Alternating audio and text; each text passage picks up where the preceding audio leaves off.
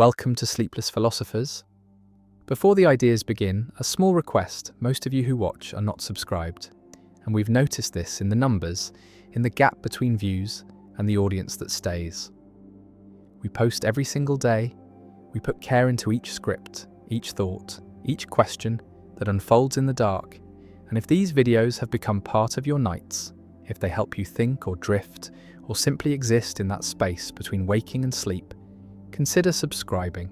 hitting the like button, turning on notifications so you know when the next one arrives. And if you feel moved to do so,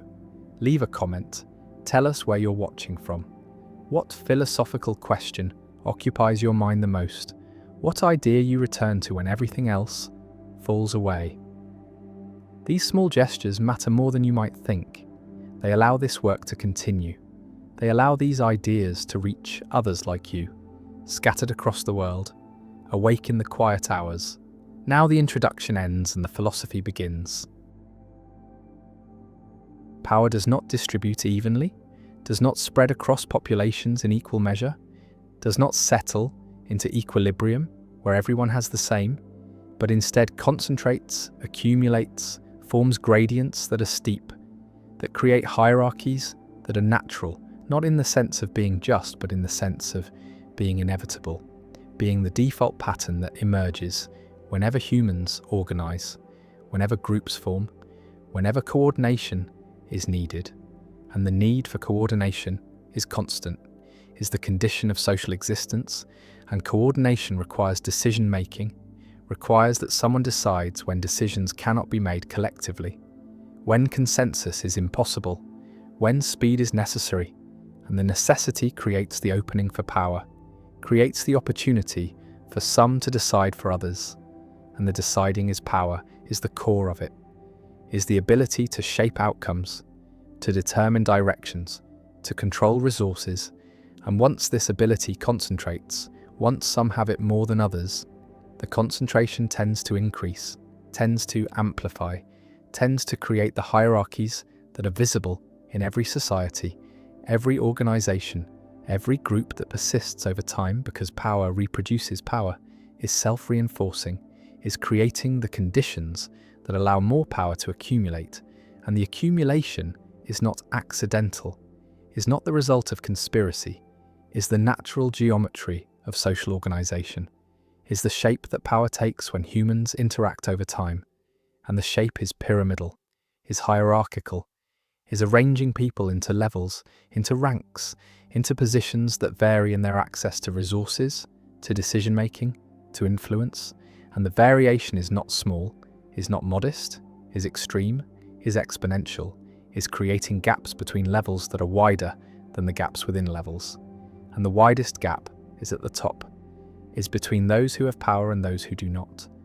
And those who have power are few, are the minority, are the elite who sit at the apex of the hierarchy. And the apex is narrow, is limited, is only accommodating a small number,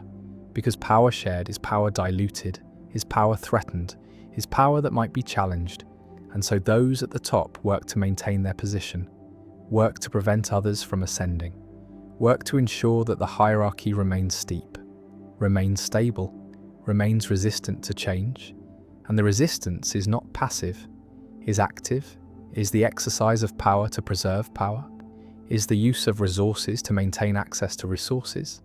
is the employment of influence to prevent the emergence of rival influences, and the employment is continuous, is strategic, is operating at multiple levels, through multiple mechanisms, through the formal and the informal,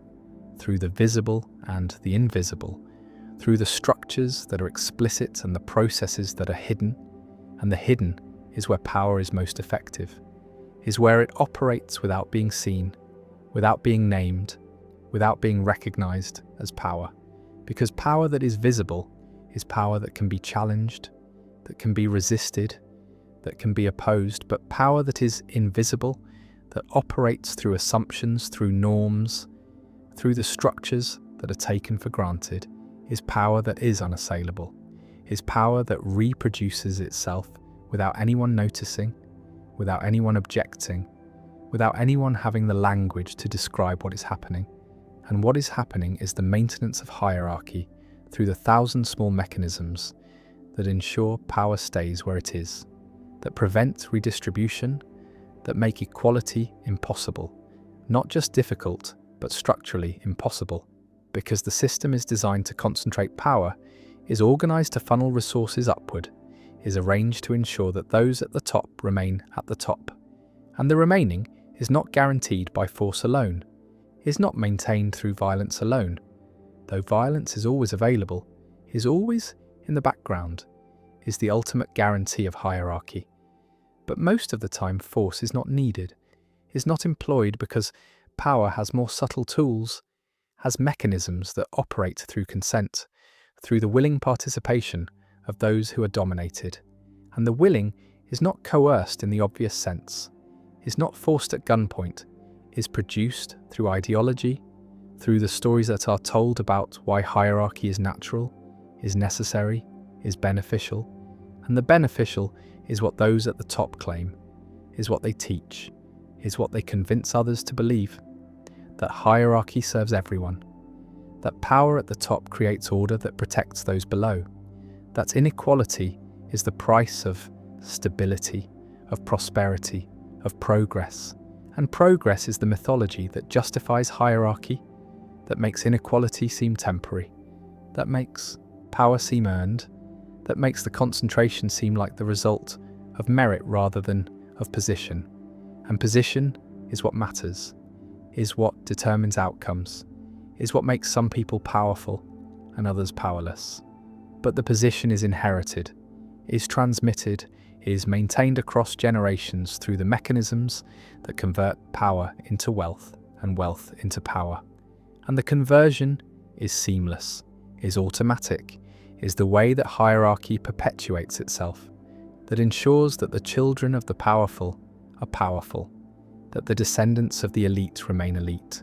that the system reproduces itself. And the reproduction is not perfect, is not total. There is some mobility, some movement between levels, some stories of ascent that serve to legitimate the system, that create the illusion of meritocracy, that make it seem as though anyone can rise, but the rising is rare, is exceptional, is the exception that proves the rule. And the rule is that power stays where it is, that hierarchy is stable, that the geometry is fixed, and the fixing is not natural in the sense of being inevitable by physics, but is natural in the sense of emerging from the logic of organization, from the mathematics of networks, from the dynamics of accumulation. Because power is not zero-sum in the short term, can grow, can expand, can create more power, but in the long term, in the context of limited resources, of finite opportunities, of scarce positions, power is rivalrous, is competed for, is gained by some at the expense of others. And the gaining is easier for those who already have power, is easier from positions of advantage, is following the principle that Matthew identified, that to those who have more will be given, and from those who have little, even what they have will be taken, and the taking is not theft, is not crime, is the normal operation of systems that concentrate power, that funnel resources upward, that ensure that advantage compounds, that success breeds success, that power accumulates and the accumulation is exponential, is accelerating, is creating gaps that widen over time, that make the top more distant from the bottom, that make mobility less possible, that make hierarchy more rigid, more entrenched, more resistant to change. And the resistance is structural, is built into the geometry, is not requiring conspiracy, not requiring explicit coordination, is just the natural result of power protecting itself, of those at the top using their position to maintain their position.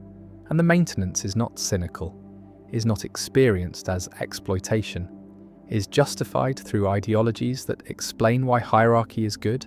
why power deserves to be concentrated, why inequality is natural. And natural is the word that does the work, is the justification, is the claim that hierarchy is not created by humans, but is discovered in nature, is visible in animals, in the dominance hierarchies that primates form, that wolves form, that even chickens form, and the forming is instinctive, is biological, is the way that evolution has shaped social species. And if it is natural, then it is not unjust, is not wrong, is simply the way things are, and the way things are is the most powerful justification, is the argument that requires no argument, is the appeal to inevitability, to necessity, to the claim that hierarchy cannot be otherwise. And the cannot is false, is ideological, is the masking of choice as fate, is the presentation of arrangement as nature. Because hierarchies are arrangements, are geometries that are created, that are maintained, that are enforced, and the enforcement is continuous, is requiring effort, is revealing that the naturalness is myth, is story, is the cover for power, for the exercise of domination, for the structuring of society in ways that benefit the top at the expense of the bottom. And the bottom is where most people are, is the base of the pyramid, is the many who support the few, who generate the resources that are concentrated at the apex, who do the work that creates the wealth that flows upward. And the flowing is not natural, but is designed, is structured through laws, through institutions, through the mechanisms that extract value from the many and deliver it to the few. And the delivery is called profit, is called return, is called the reward for capital, for ownership, for the position of controlling resources. And control is power, is the core of it, is the ability to decide how resources are used, who benefits, who is excluded, and the exclusion is the mechanism, is how hierarchy maintains itself, is how power reproduces power, because access is limited, is restricted, is controlled by those who already have access. And access to what? To opportunities, to resources, to the positions that confer power. And the conferring is not automatic, is not open, is requiring credentials, requiring connections, requiring the social capital that comes from position. And position is inherited, is transmitted, is the thing that makes hierarchy stable, that prevents mobility, that ensures that the geometry remains fixed.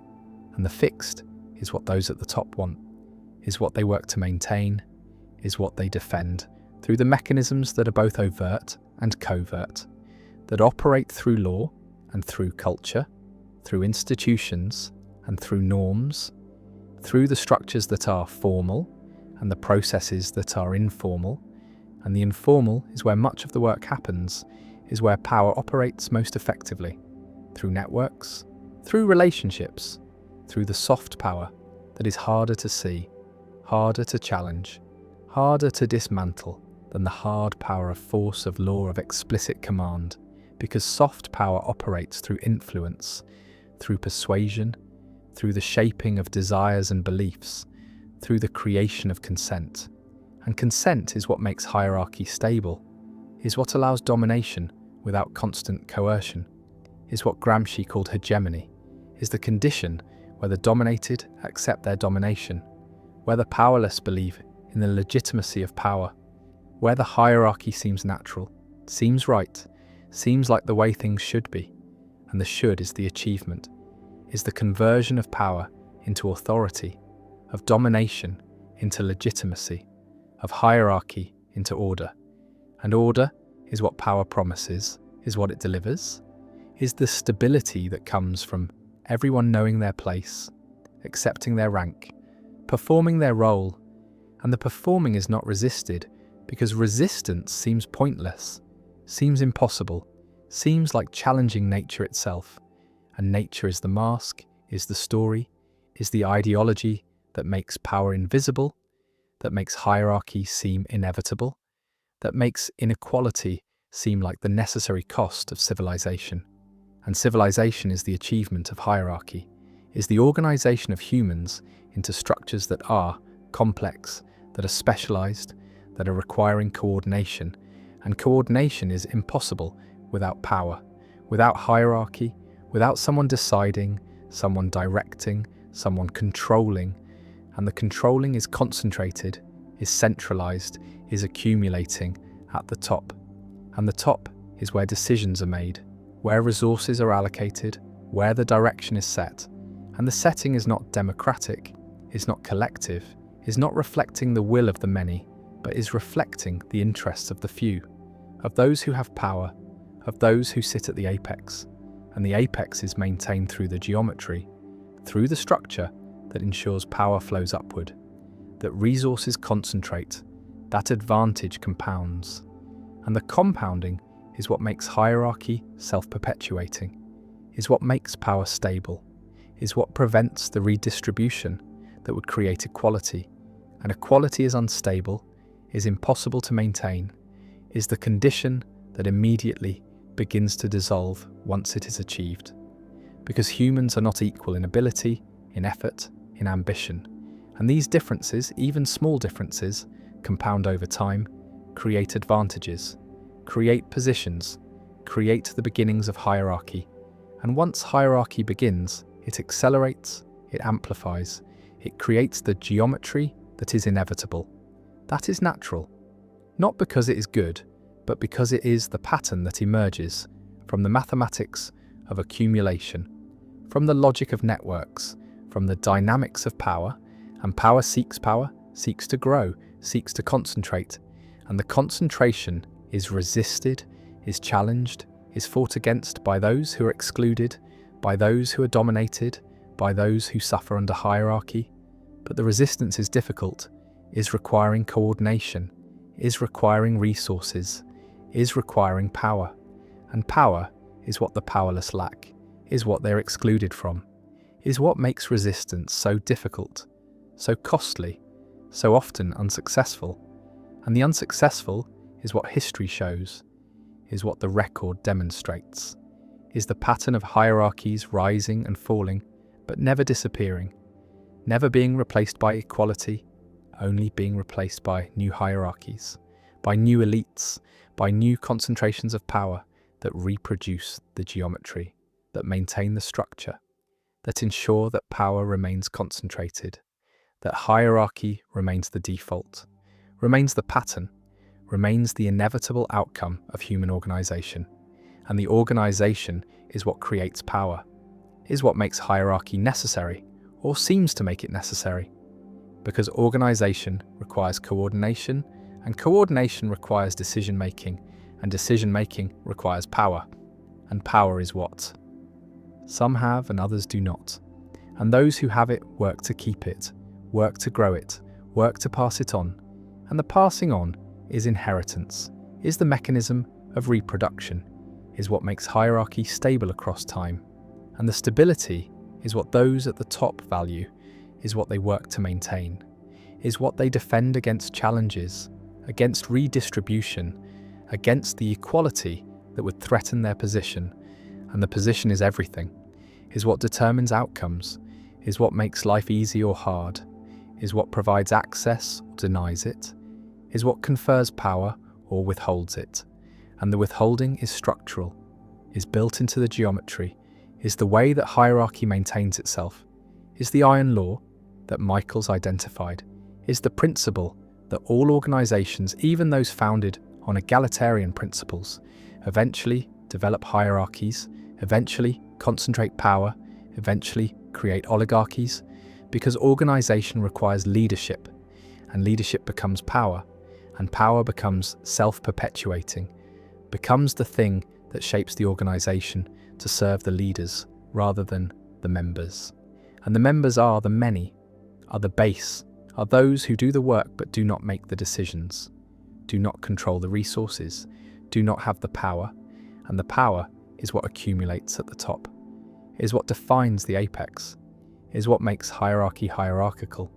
And the hierarchical is the geometry, is the structure, is the arrangement that is not accidental, is not temporary,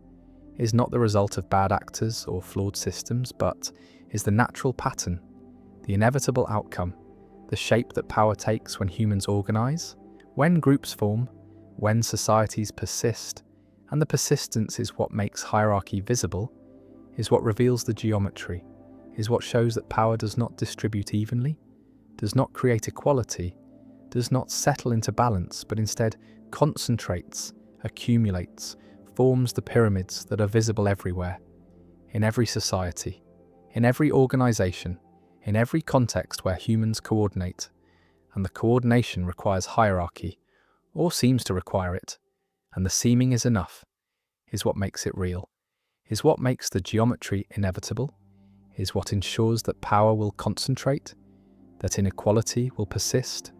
that hierarchy will remain the default pattern, the natural arrangement, the geometry of power that shapes human life, that determines outcomes, that creates the world where some have much and most have little, where some decide and most obey, where some rule and most are ruled, and the ruling is not eternal, is not permanent. Hierarchies fall, are replaced, are overturned, but they are not eliminated, are not abolished, are not transcended, because the geometry remains, the pattern persists, the structure reasserts itself, and new hierarchies form, new elites emerge, new concentrations of power accumulate at new apexes, and the cycle continues. The pattern repeats, the geometry remains. Because power concentrates, because hierarchy is natural, because equality is unstable, because the geometry of power is not optional, is not chosen, is not the result of conspiracy or design, but is the inevitable outcome, the natural pattern, the way that power arranges itself when humans organize, and the organizing never stops, and the hierarchy never ends, and the geometry persists, always, inevitably, naturally, as the shape of power, as the structure of domination, as the pattern that defines human society, that creates inequality, that maintains hierarchy, that ensures that power remains concentrated, that the few rule the many, that the apex dominates the base, that the geometry of power remains fixed, remains stable, remains the eternal pattern, the natural arrangement, the inevitable structure that is hierarchy, that is power. That is the way things are and have always been and will always be, as long as humans organize, as long as groups form, as long as power exists, and power always exists, always concentrates, always creates the geometry that is hierarchy, that is domination, that is the natural, inevitable, inescapable pattern of human organization, and the organization is power, and power is hierarchy, and hierarchy is geometry, and the geometry is eternal. Memory is not a gift, but a burden. Not the preservation of experience, but its prolongation. Not the recording of the past, but its endless present tense replay. And this replay is what makes trauma permanent, what makes suffering extend beyond its moment, what converts a single event into a lifetime of pain, because the event is not just remembered, but is relived, is re-experienced in the body, in the nervous system, in the patterns of activation that do not distinguish between then and now, between memory and occurrence, between representation and reality, and so the past remains present, remains active, remains capable of causing suffering long after the original threat has passed, long after the danger is over, long after any adaptive function of remembering could be served. And this persistence raises the question of whether some memories should be erased, whether some experiences should be forgotten, whether the technology that is emerging that promises to selectively delete traumatic memories while leaving other memories intact should be used, should be embraced, should be offered to those whose lives are destroyed by memories. They cannot escape, cannot integrate, cannot survive, and the survival is what is at stake, is what makes the question urgent. Because some memories are incompatible with living, are producing symptoms that are unbearable, are creating suffering so severe that the person carrying the memory would choose non-existence over continued remembering. And the choices being made is visible in suicide rates, in substance abuse, in all the ways that people try to escape memories that will not let them go. And the letting go is what forgetting would provide, is what erasure would accomplish, is the liberation from the past that therapy tries to achieve, but often fails to deliver. Because therapy works with memory, works through memory, tries to integrate the traumatic experience into narrative, into meaning, into the story of the self. But some experiences resist integration, resist meaning, resist becoming part of any story except the story of horror, of violation, of the destruction of everything that makes life livable. And when integration fails, when meaning cannot be found, when the memory remains as intrusive, as overwhelming, as fragmenting as it was at the moment of encoding, then what is the ethical response? Is it to insist that the person continue carrying the memory, continue suffering from it, continue being destroyed by it? Or is it to offer erasure,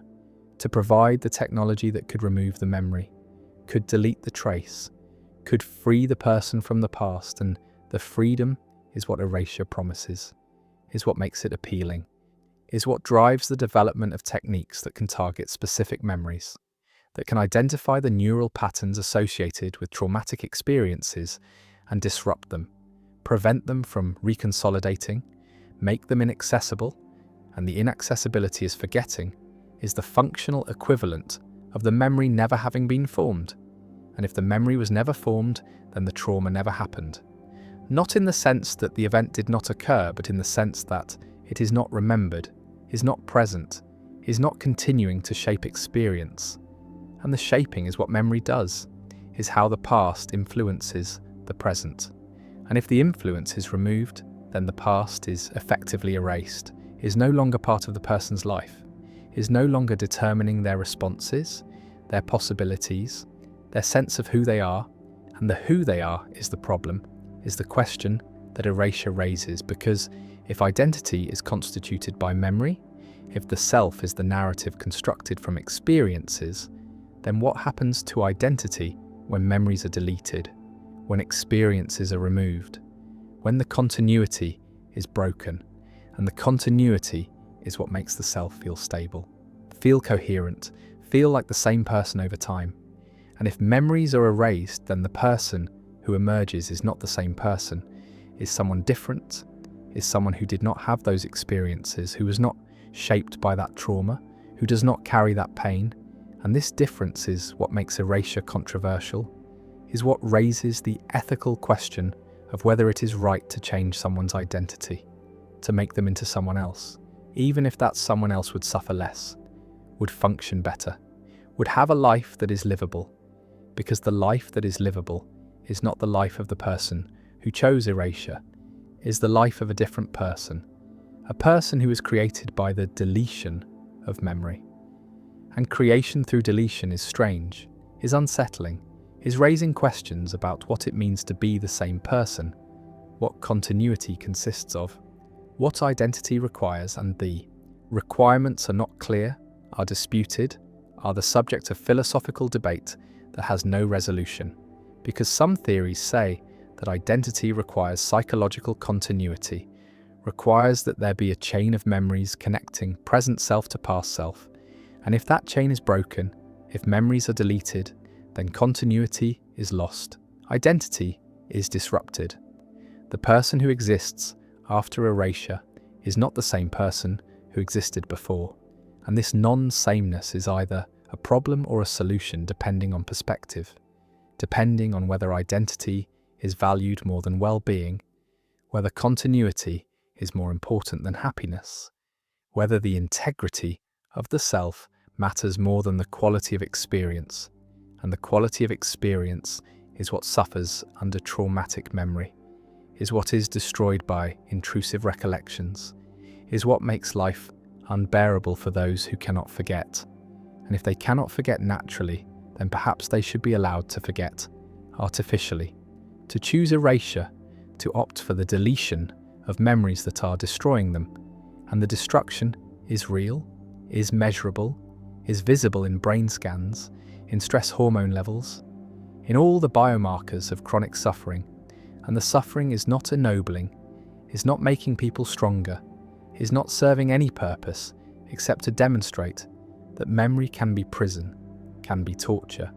can be the mechanism through which the past destroys the present. And the destruction is what erasure would prevent, is what deletion would stop, is what forgetting would accomplish. And the accomplishing is mercy, is compassion, is the recognition that some memories are too heavy to carry, are too painful to bear, are incompatible with survival, and survival is what matters, is what should be prioritized, is what justifies intervention, justifies technology, justifies the manipulation of memory that would once have been considered impossible, unthinkable, unethical, but is now possible, is now real, is now raising questions that must be answered about who decides, about what criteria are used, about whether erasure should be available to anyone who wants it or only to those whose suffering meets some threshold. And the threshold is where the difficulty lies, is where the ethics become complicated, because if erasure is available only for the most severe trauma, then who decides what counts as severe enough? And if it is available to anyone, then what prevents its misuse? What prevents people from erasing memories that are uncomfortable but not traumatic, that are painful but not disabling, that are part of the normal range of human experience and should perhaps be integrated rather than deleted? And the integration is what traditional approaches emphasize, is what therapy aims for, is the incorporation of difficult experiences into a coherent narrative, into a sense of self that includes the trauma but is not defined by it. But this incorporation is not always possible, is not always achievable, is requiring resources and time and capacity that not everyone has. And even when it is achieved, it is not always sufficient, is not always eliminating the suffering, is not always making the memory tolerable. And when integration fails, then what? Is the person simply condemned to suffer? Condemned to carry the memory forever? Condemned to be destroyed by an experience that happened once but is replaying endlessly? And the endless is what memory makes possible, is the way that a single event can become a lifetime of suffering. And if that suffering can be prevented, can be eliminated, can be stopped through the deletion of memory, then why should it not be? What principle is more important than the relief of suffering? What value trumps the well-being of the person who is being destroyed by memory? And the destruction is not metaphorical, is literal, is the disintegration of functioning, of relationships, of the capacity to live. And if erasure can prevent this disintegration, then perhaps it should be used, perhaps it should be offered, perhaps it should be normalized rather than stigmatized. But the stigma is real, is coming from multiple directions, from those who believe that memory is essential to identity and should not be tampered with, from those who worry about slippery slopes and unintended consequences, from those who insist that suffering has meaning and should be endured rather than erased. And the meaning is what is most disputed, is what is most questioned.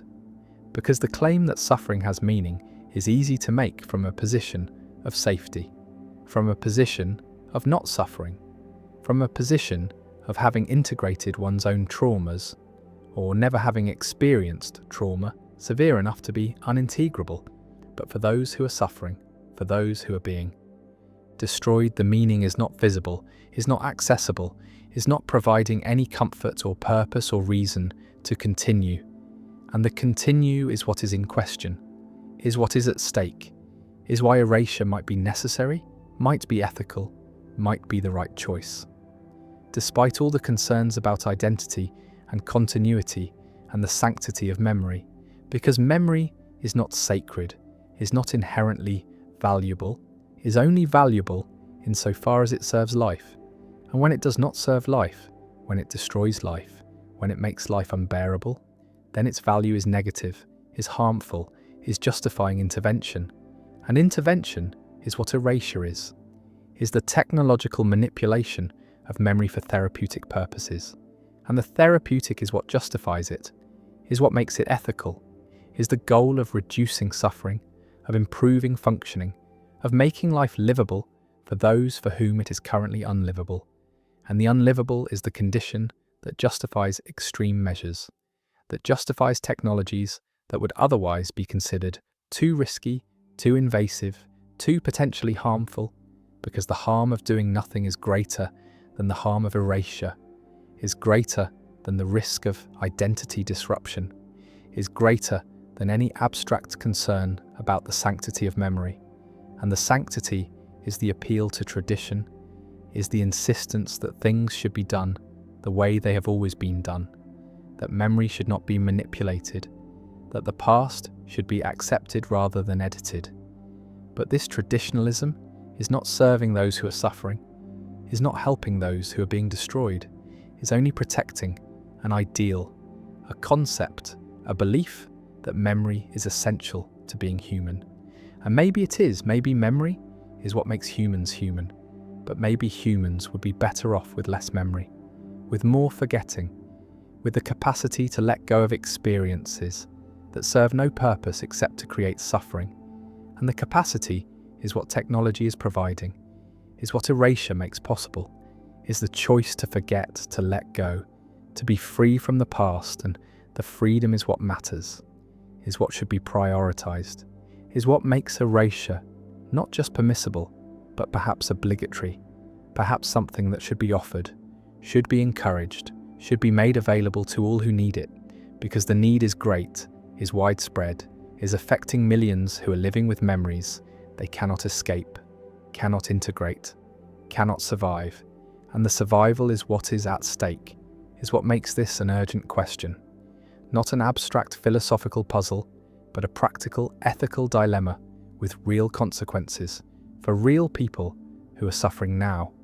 who need relief now, who cannot wait for therapy to work or for time to heal or for meaning to emerge from their trauma. Because for many, the meaning never emerges. The healing never happens. The suffering never ends, except through death or erasure. And if erasure can prevent death, then it is the ethical choice, is the compassionate choice, is the choice that prioritizes the person over the principle, the individual over the ideal, the actual suffering over the abstract concern. And the concern about identity is legitimate, is real, is raising important questions about what continuity means and whether it can be preserved through erasure. But these questions are secondary to the question of survival, are less urgent than the question of whether the person can continue living with the memory. And if they cannot, then the questions about identity become moot, become irrelevant, because identity requires existence, and existence requires tolerability, and tolerability requires that memory not be destroying the person. And if it is destroying the person, then erasure is justified, is necessary, is the intervention that should be used. And the using is not a failure of courage or resilience or meaning-making, is not an admission of weakness, is not a refusal to integrate or endure, is simply the recognition that some experiences are too much, are beyond what can be borne, are incompatible with living. And when living is the goal, then erasure is the means, is the technology that makes it possible, is the mercy that medicine can provide, and the providing is ethics, is compassion, is the appropriate response to suffering that is otherwise unrelievable. And the unrelievable is what makes memory torture in some cases, is what makes the past a prison, is what makes forgetting not a failure, but a necessity, not a loss, but a gain, not the destruction of identity, but its salvation, because identity requires a living person, and living requires that trauma not be replaying constantly, not be fragmenting consciousness, not be making every moment unbearable. And the unbearable is what memory makes possible, is what remembering produces, is the cost of consciousness that includes memory. And maybe some things should not be remembered, should not be preserved, should not be allowed to continue shaping experience. And the shaping is what memory does, is how the past influences the present. And if that influence is destructive, then it should be stopped, should be interrupted, should be erased. And the erasing is what technology now allows, is what ethics should permit, is what compassion demands. Because the alternative is continued suffering, is the ongoing destruction of people by their own memories, is the insistence that they carry burdens that no one should have to carry, that serve no purpose, that make no meaning, that produce only pain, and the pain is enough, is sufficient reason to intervene, is justification for erasure, for deletion, for the right to forget,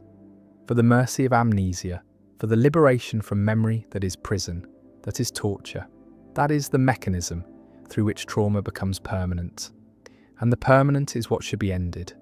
is what technology can end, is what ethics should permit ending. Because memory is not sacred, identity is not absolute, continuity is not more important than survival, and survival is what erasure makes possible, is what forgetting provides,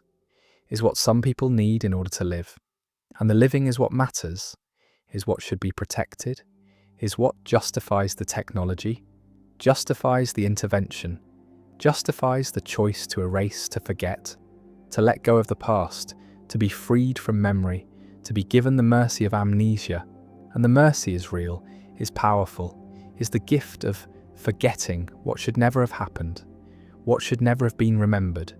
what should never have been allowed to destroy a life. And the destruction is what erasure prevents, is what forgetting stops, is what makes the ethics clear, makes the choice obvious, makes the answer yes. Some memories should be erased, should be deleted, should be forgotten, because memory is not always gift, is sometimes curse, is sometimes the thing that destroys rather than preserves, that harms rather than helps, that makes life unbearable rather than meaningful. And when memory is cursed, then erasure is cure, is treatment, is the ethical response to suffering that has no other solution. And the solution is forgetting, is amnesia, is the right to oblivion, is the choice to let the past go, to be freed from its weight, to live without the burden of memories that serve no purpose except to create pain. And the pain is enough, is reason enough, is justification enough for erasure, for deletion, for the technology that makes forgetting possible, that makes mercy achievable, that makes liberation from memory real. And the real is what matters, is what should guide ethics, is what should determine whether erasure is used. And the determination is clear, is obvious, is yes, for those who need it, for those who are suffering, for those whose memories are destroying them. Erasure should be available, should be offered, should be used, because memory is not sacred, suffering is not meaningful. The past is not worth preserving when it destroys the present, and the present is all there is all that matters, is what should be protected, even if protection requires forgetting, even if survival requires erasure, even if living requires the deletion of memory, because living is what matters, is what ethics serves, is what makes erasure not just permissible, but necessary, not just acceptable, but obligatory, not just an option, but the right choice, the ethical choice, the compassionate choice, the choice that prioritizes people over principles, individuals over ideals, actual lives over abstract concerns. And the concerns are real, but are secondary, are less important than the suffering, less urgent than the need, less compelling than the possibility of relief. And the relief is what erasure provides, is what forgetting offers, is what amnesia delivers.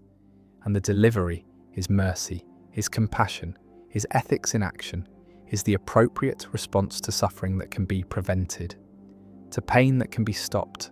to memories that can be erased, and should be erased, and will be erased, because the technology exists, because the need is real, because the suffering is unbearable, and the unbearable should not be borne when it can be lifted, when it can be removed, when it can be erased. And the erasing is not loss but gain, not harm but healing, not destruction but salvation, not the end of identity but its continuation. Because identity requires life, and life requires that memory not be weapon, not be prison, not be torture. And when memory is these things, then erasure is the answer, is the solution, is the mercy that makes. Living possible, and the possible, is what matters, is what ethics serves, is what makes forgetting not failure, but wisdom, not weakness, but strength, not escape, but survival. And survival is enough, is sufficient, is the justification for erasure, for deletion, for the right to forget, for the mercy of amnesia, for the ethics of forgetting. Shame is not emotion but is technology, is the mechanism through which groups control individuals, through which societies enforce norms, through which collectives ensure conformity without the need for constant surveillance, constant punishment, constant external force, because the force becomes internal, becomes the voice inside that judges, that condemns, that produces the feeling of being fundamentally wrong, fundamentally defective, fundamentally unworthy. And this feeling is more powerful than any external punishment, is more effective than any threat, is the weapon that societies have perfected over millennia, the conversion of social judgment into self-judgment, the transformation of external control into internal monitoring. And the monitoring is constant, is automatic, is happening at every moment, in every decision, in every thought that might deviate from what is acceptable, what is expected, what is required. And the requirement is not explicit, is not written down, is absorbed through observation, through imitation, through the 1,000 small corrections that shape children into members of the group. And the shaping is violent, is coercive, is the moulding of consciousness to fit the pattern that the society demands. And the demands vary by culture, by context, by what behaviours serve the group's interests. But the mechanism is universal, is present in every society, is the way that humans have solved the problem of coordination, the problem of getting individuals to behave in ways that benefit the collective, even when those behaviours conflict with individual interest, and the conflict is constant. Is the tension between what the self wants and what the group requires? And shame is what tips the balance, is what makes the group's requirements feel like the self's requirements, is what converts external judgment into internal compulsion. And the compulsion is not experienced as coercion, but as conscience, as the sense of right and wrong that seems to come from within, but is really coming from the group, from the internalized voices of parents, of peers, of authorities, of all the representatives of social norms who have spoken, and whose speaking has been absorbed, has been converted into the inner voice that judges, that shames, that produces the feeling that is unbearable, that is worse than pain. That is the sense of being exposed, of being seen in one's wrongness, in one's defectiveness, in one's failure to meet the standards that everyone else seems to meet effortlessly. And the effortlessness is illusion, is the result of successful internalization, is what happens when shame has done its work, when the external has become internal, when the monitoring is so automatic that it feels like nature, like the way things are, like the voice of truth rather than the voice of power. And power is what shame is the exercise of control, is the way that the group extends its reach into the individual, into the mind, into the private space where decisions are made. And the decisions are not free, are not autonomous, are shaped by the anticipation of shame, by the fear of exposure, by the need to maintain the facade of being acceptable, of being worthy, of being someone who meets the standards. And the standards are impossible, are designed to be impossible, are set high enough that everyone fails, that everyone is vulnerable to shame, that everyone needs the group's forgiveness, the group's acceptance, the group's willingness to overlook the failures, as long as the proper contrition is shown, the proper submission is performed, the proper deference is given to the norms that were violated, and the violation is inevitable, is guaranteed, is the way that shame maintains its power. Because if everyone could meet the standards, then shame would lose its force, would become irrelevant, would no longer be useful for control. And so the standards are calibrated, are adjusted, are maintained at the level where most people are failing most of the time, are feeling inadequate, are needing reassurance, are seeking validation. And the seeking is the mechanism, is the way that shame produces conformity, produces obedience, produces the constant effort to be good, to be acceptable, to be worthy of belonging. And belonging is what is at stake, is what shame threatens, is the thing that will be lost if the shame is too great, if the exposure is too complete, if the judgment is too severe. And the severity is variable, is depending on culture, on context, on what the group needs to enforce, and what it needs to enforce varies, is different in honour cultures, where shame is about reputation, about the family's standing, about the public face that must be maintained, and in guilt cultures, where shame is about internal. States about intentions, about the purity of the conscience, and the conscience is the internalized judge, is the voice that speaks even when no one is watching, that produces guilt even in private, that makes the internal monitoring as effective as external surveillance, and the effectiveness is what makes guilt cultures powerful, is what allows them to function with less overt control, with less public punishment. Because the punishment is internal, is the guilt that gnaws, that torments, that produces the feeling of being wrong, even when the behaviour is hidden, even when the transgression is secret. And the secret is what guilt cultures target, is what they make unbearable, is what they convert into shame through the internalization of norms, through the creation of conscience, through the training of the inner voice to judge, to condemn, to produce the feeling that is worse than any external punishment. And the worse is the genius of the system, is the efficiency of shame, is the way that control becomes self-control, that power becomes invisible, that coercion becomes choice, and the choice is not free but is shaped by the anticipation of shame, by the fear of guilt, by the need to avoid the feeling that is unbearable, and the unbearable is what shame produces, is the emotion that is more painful than physical pain, that is more threatening than external danger, that is triggering the same neural circuits as social death, as exile, as the exclusion that in ancestral environments meant literal death, meant the end of survival. And so the fear of shame is ancient, is hardwired, is operating at levels deeper than reason, deeper than conscious thought, is producing reactions that are automatic, that are visceral, that are overwhelming. And the overwhelming is what makes shame effective, is what makes it useful for control, is what makes it the primary mechanism through which societies enforce norms, maintain order, ensure that individuals behave in ways that serve the collective, and the serving is not voluntary, is not chosen, is coerced through shame, through the threat of exposure, through the fear of judgment, and the judgment is constant, is omnipresent, is coming from others and from the self, from the internalized voices that have become the conscience, the superego,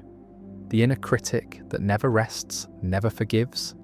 never allows the self to feel acceptable, to feel worthy, to feel free from the threat of shame. And the threat is maintained through public shaming, through the rituals that expose transgressions, that make violations visible, that demonstrate what happens to those who break the rules. And the demonstration is warning, is deterrent, is the reminder that shame is always possible, is always lurking, is always ready to destroy the reputation, the standing, the sense of belonging that makes life bearable. And the bearable is what shame threatens, is what it takes away, is what it uses as leverage to control, to coerce, to enforce the norms that maintain the group, that preserve the hierarchy, that ensure that power is distributed according to the rules, and the rules are not natural, are not discovered, are imposed, are created by those who benefit from them, by those who have power, by those who use shame to maintain their position, to prevent challenge, to ensure that those below stay below, that those who are shamed remain shamed, that the hierarchy is preserved, and the preservation is what shame serves, is what it accomplishes, is the maintenance of order through the creation of internal monitoring, through the transformation of social control into self-control. And the self-control is not freedom, but is the most perfect form of slavery, is the condition where the chains are invisible, where the prison is internal, where the guard is the self, and the self cannot escape, cannot rebel, cannot refuse, because the refusal would produce shame, would trigger the feeling that is unbearable, would expose the self to judgment, and the judgment is what is feared most, is what drives behaviour, is what makes people do things they do not want to do, believe things they do not believe, perform roles they do not choose, because the alternative is shame, is exposure, is the loss of belonging, and belonging is survival, is the thing that makes life possible, that makes existence tolerable, that provides meaning and purpose and the sense that one matters. And mattering is what shame threatens, is what it takes away, is what it holds hostage. And the hostage is the self, is the identity that is constructed through the internalization of norms, through the absorption of judgments, through the acceptance of the standards that the group imposes, and the imposing is not negotiable, is not optional, is the price of membership, the cost of belonging, the requirement for survival, and survival requires shame, requires the capacity to feel it, to be shaped by it, to use it to regulate behavior, to monitor thought, to police the boundaries of the acceptable. And the acceptable is narrow, is constrained, is defined by the group, and the group's definition is arbitrary, is variable, is serving interests that are not the individual's interests, that are the interests of power, of hierarchy, of the maintenance of the order that benefits some at the expense of others. And the others are kept in place through shame, through the feeling that they are less, that they are wrong, that they are unworthy, and the unworthiness is not fact but is assignment, is the judgment that the group makes, that the individual internalizes, that becomes the truth of the self, the core belief around which identity is organized, and the organization is pathological, is producing suffering, is creating the sense that the self is fundamentally defective, fundamentally wrong, fundamentally deserving of the judgment, and the judgment is harsh, is relentless, is coming from within and without, from the self and from others, and the others are always watching, always judging, always ready to shame. And the readiness is maintained through public shaming, through the revival of practices that were thought to be barbaric, to be outdated, to be incompatible with modern values, but are returning, are being embraced, are being used with new technologies, with social media, with the platforms that make public shaming instantaneous,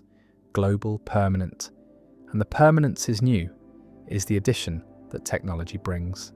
is the way that shame now lasts forever, is recorded, is searchable, is never forgotten. And the never forgotten is the enhancement of shame, is the intensification of its power, is the conversion of temporary judgment into permanent stigma. And the stigma is the mark, is the label, is the thing that defines the person, that reduces them to their failure, to their transgression, to the moment when they were exposed, when they were judged, when they were shamed. And the shaming is not correction, is not education, is not intended to help, but is intended to punish, to exclude, to destroy. And the destruction is what public shaming achieves, is what it is designed to do, is the elimination of the person from the community, from the acceptable, from the realm of those who matter. And the mattering is what is taken away, is what shame removes, is what is lost when the judgment is public, when the exposure is complete, when the person becomes the embodiment of wrongness, of defectiveness, of unworthiness, and the unworthiness is total, is overwhelming, is the condition that produces not just embarrassment, but the deeper shame, the toxic shame, the shame that is not about what one did, but about what one is, and the is the problem, is the conversion of behavior into identity, is the judgment that extends from the action to the actor, from the mistake to the person, from the moment to the essence. And the essence is what shame targets, is what it damages, is what it destroys, is the sense of being fundamentally acceptable, fundamentally worthy, fundamentally deserving of existence. And the existence becomes questionable, becomes something that must be justified, must be earned, must be proven through the constant performance of acceptability, and the performance is exhausting, is impossible, is the burden that shame creates, is the weight that is carried by everyone who has internalized the judgment, who has absorbed the norms, who has become the monitor of their own behaviour, and the monitoring is constant, is automatic, is producing anxiety, is producing the sense that at any moment the failure might happen, the exposure might occur, the shame might descend, and the descending is what is feared, is what drives the performance, is what makes people desperate to be good, to be acceptable, to be beyond reproach. And the beyond reproach is impossible, is unattainable, is the standard that ensures everyone is vulnerable, everyone is exposed, everyone is subject to shame, and the subject is the self, is the identity that is constructed through shame, that is defined by the internalized judgments, that is shaped by the fear of exposure. And the exposure is what social media enables, is what the digital age amplifies, is the possibility that at any moment anything might be revealed, anything might be judged, anything might become the basis for public shaming. And the basis is often trivial, is often a mistake, is often something that in another context would be ignored, would be forgotten, would be forgiven, but in the context of public shaming becomes unforgivable, becomes the thing that defines, that destroys, that reduces the person to the object of judgment, to the target of collective rage, to the scapegoat that the group needs, that the society uses, that shame requires. Because shame is not just individual, but is collective, is not just personal, but is social, is not just feeling, but is function, is the mechanism through which groups maintain cohesion, through which societies enforce norms, through which power maintains itself, and the maintenance is achieved through the constant threat of shame, through the ever-present possibility of exposure, through the fear that keeps people in line, keeps them conforming, keeps them performing the roles that the society assigns. And the assignment is not chosen, is not negotiated, is imposed through shame, through the feeling that to deviate is to be wrong, to be defective, to be unworthy.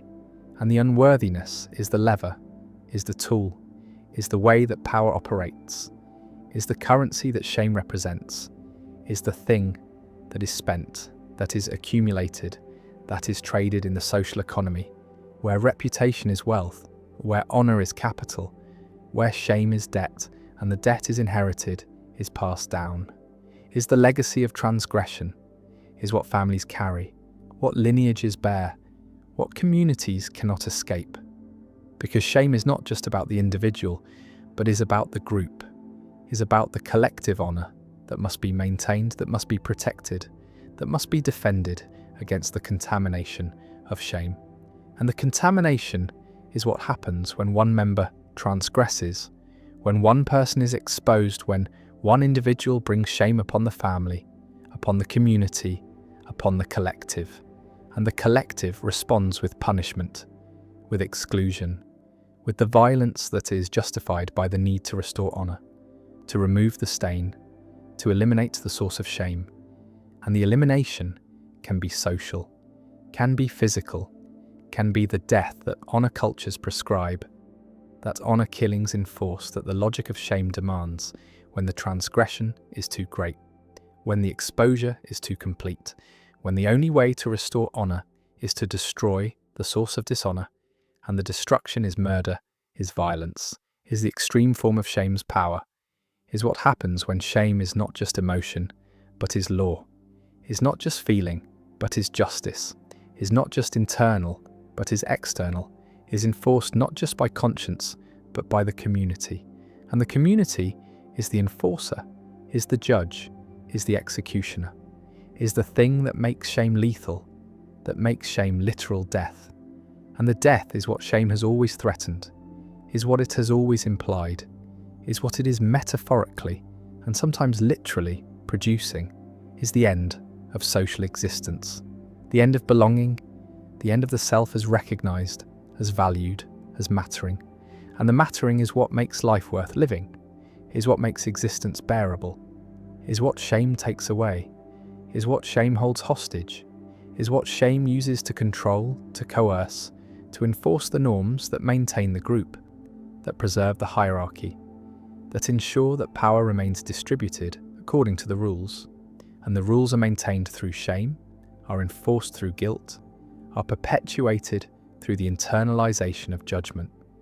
through the conversion of external control into internal monitoring, through the creation of the conscience that is not freedom, but is the most sophisticated form of slavery, is the condition where the individual has become the agent of their own oppression, has become the enforcer of the norms that harm them, has become the voice that judges, that shames, that makes life unbearable. And the unbearable is what shame produces, is what it is designed to produce, is the mechanism through which societies control individuals, through which power maintains itself,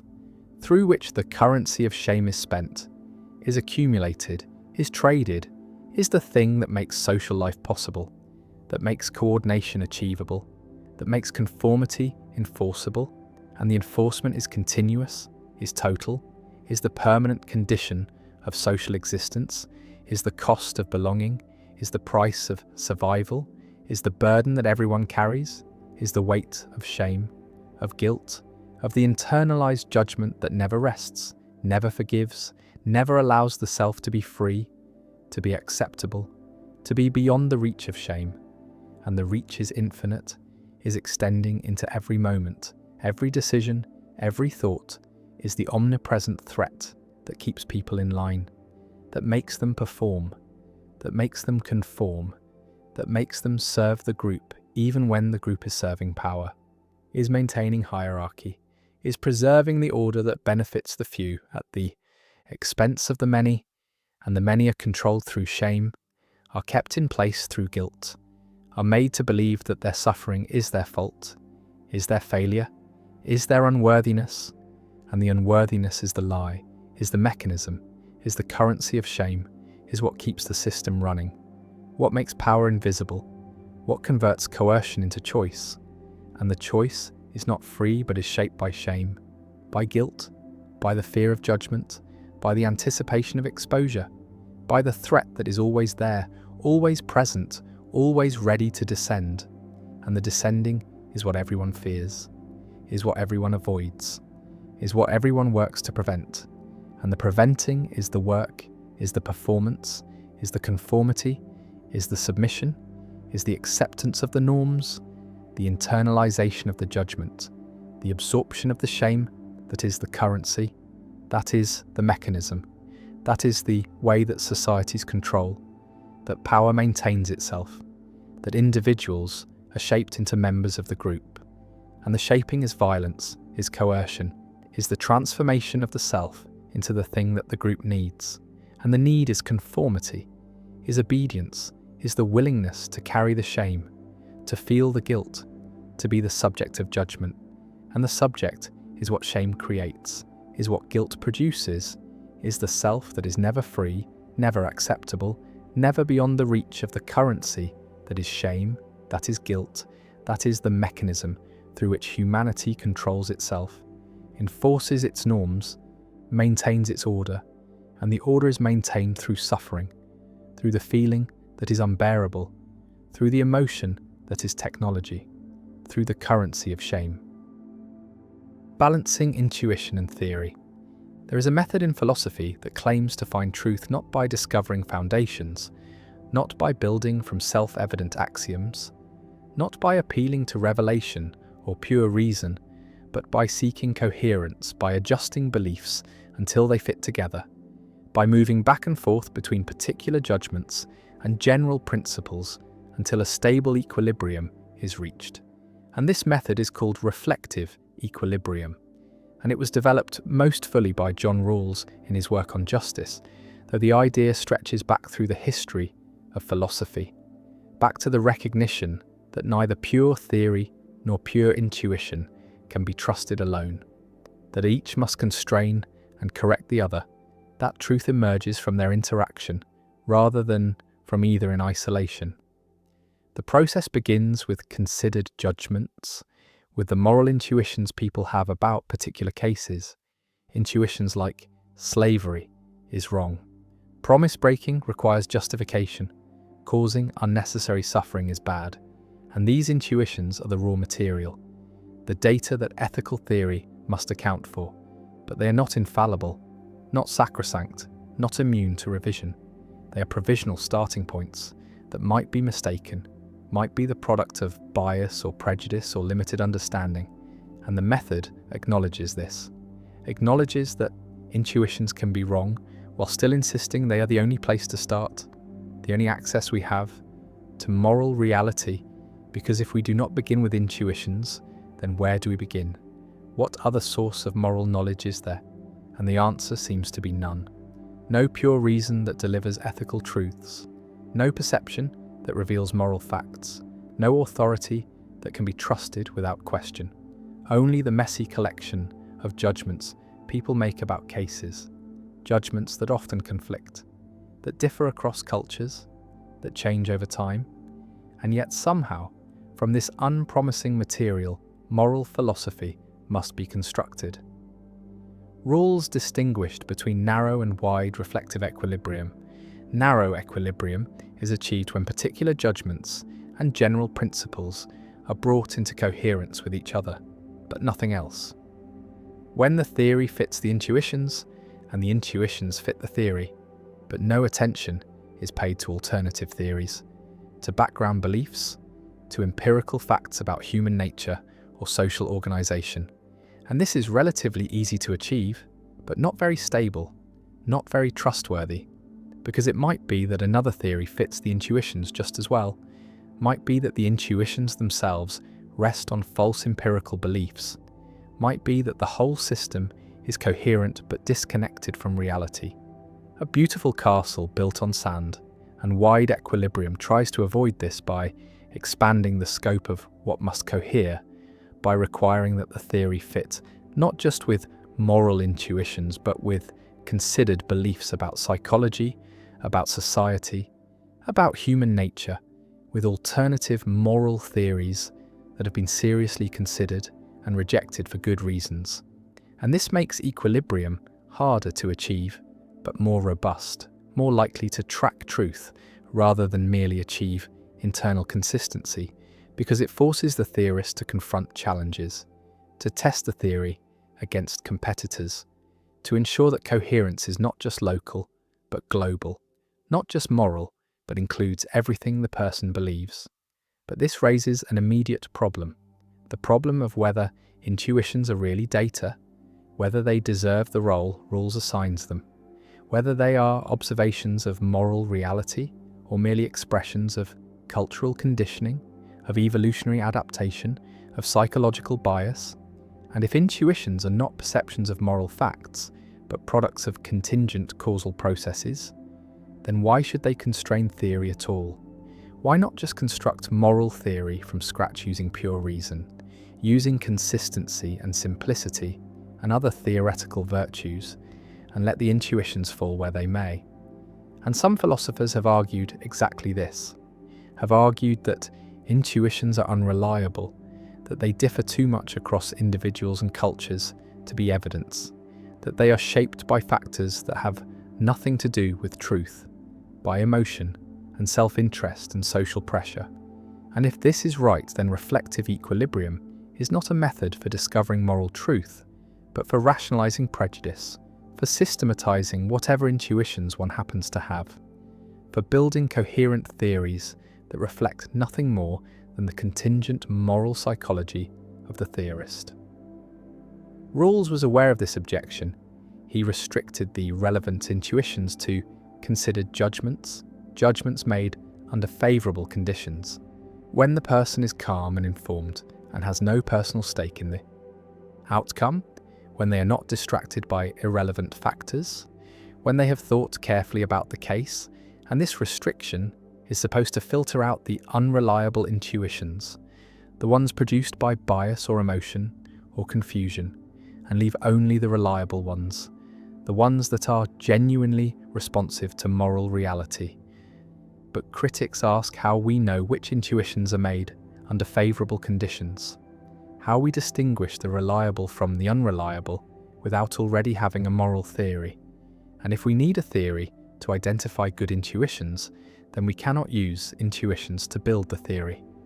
We are reasoning in a circle, using theory to select data and data to support theory. And this circularity seems vicious, seems to undermine the entire method, because it means we can get any result we want just by choosing the right intuitions, by labeling the intuitions that fit our preferred theory as considered judgments, and dismissing the rest as unreliable. And there is no independent check, no way to break into the circle from outside, no neutral standpoint from which to evaluate whether the equilibrium reached tracks truth or merely reflects the prejudices we started with. Goodman faced a similar problem in the philosophy of science with his work on induction. He argued that inductive rules are justified by their conformity to accepted inductive inferences, and accepted inferences are justified by their conformity to rules. And this seems circular in the same way, seems to justify induction by appeal to induction. But Goodman argued the circularity was not vicious but virtuous, that this is how justification works, not by reduction to foundations but by mutual support, by coherence among elements, none of which are independently justified, but which together form a stable system. And Rawls borrowed this idea, applied it to ethics, argued that moral theory is justified the same way, not by derivation from self-evident principles, but by coherence with considered judgments.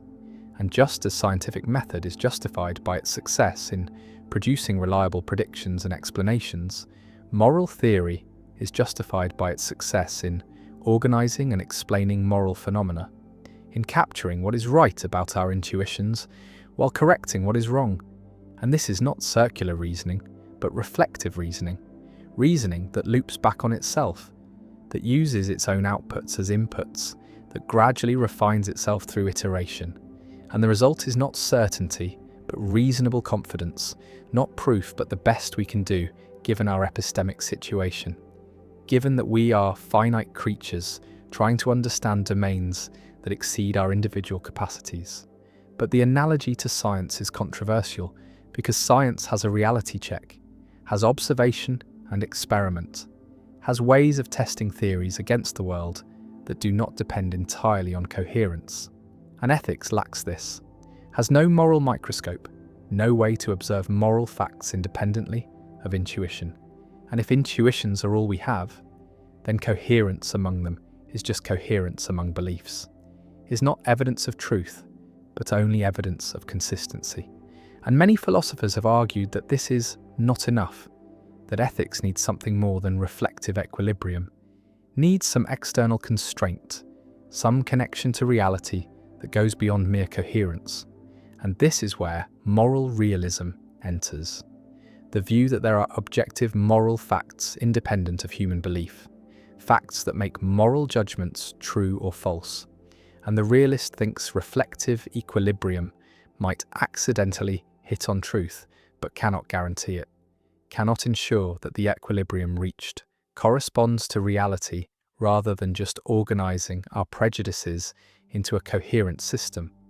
while the anti-realist thinks there are no moral facts, that all ethics can do is organize intuitions into coherent systems, and reflective equilibrium is the best method available because it is the only method available, because there is nothing beyond coherence to aim for. Singer challenges reflective equilibrium from a different angle. He argues that many widely shared intuitions are simply wrong, are products of speciesism or other biases, and that a good moral theory should reject these intuitions rather than accommodate them, should revise our judgments radically rather than merely refining them. And if Singer is right, then reflective equilibrium is too conservative, too wedded to existing intuitions, too reluctant to overturn established moral beliefs. And the method will never lead to radical moral progress, will never challenge deeply held prejudices, will only produce theories that ratify the status quo with minor modifications. And this seems like a serious problem, because the history of ethics is a history of moral progress, of learning that practices once thought acceptable were actually wrong, of expanding the moral circle to include those previously excluded, and this progress often required rejecting intuitions that seemed obvious to earlier generations. Rejecting the intuition that women were inferior, that slavery was natural, that animals had no moral status, and if these intuitions had been treated as data to be preserved in reflective equilibrium, then moral progress would have been impossible. The method would have locked in the prejudices of the age rather than enabling their critique. Rawls responds that reflective equilibrium does allow for revision of intuitions, that the process is not conservative but dialectical, that general principles can lead us to reject particular judgments when they conflict, that the equilibrium reached might be quite distant from the intuitions we started with, and he points to his own theory of justice, which leads to conclusions many people find counterintuitive, which argues for principles that would radically transform existing social arrangements. And this shows that the method does not simply ratify existing beliefs, but can challenge them, can lead to revisionary conclusions, but the question remains whether it can challenge them enough,